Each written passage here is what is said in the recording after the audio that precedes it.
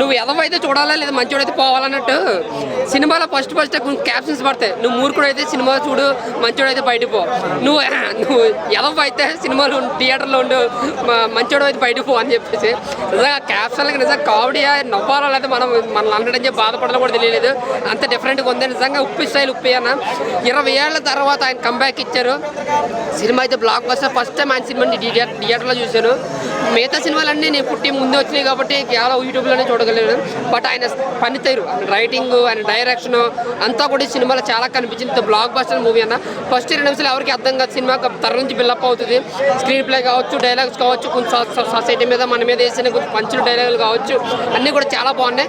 ఆ క్లైమాక్స్లో కూడా ఒక డైలాగ్ ఉంటుంది, నువ్వేమైనా తోపని చెప్పి నీ సినిమా చూడడానికి వచ్చారంటే నీ సినిమాలో 4 డైలాగులు 4 పాటలు కొంచెం కొత్తగా ఉంటాయి కాబట్టి వస్తారు జనం అని చెప్పి డైలాగులు ఉంటాయి అనమాట.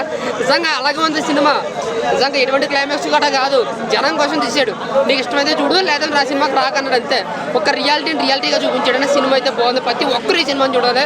ఎందుకంటే మిగతా సినిమాలు బాగుందా, హిట్ ఆఫ్ ఫ్లాప్లు ఉంటాయి, బట్ దానికి హిట్ కాదు, ఫ్లాప్ కాదు. సినిమాని ప్రతి ఒక్కరు ఖచ్చితంగా చూడాల్సింది. ఒక డిఫరెంట్ సినిమా.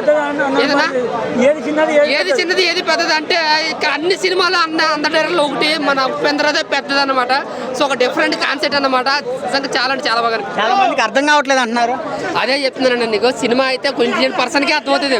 నువ్వు మూర్ఖుడు అయితే నీకు అర్థమవుతుంది, నువ్వు మంచోడు అయితే అర్థం కాదు సినిమా. సో అలాగా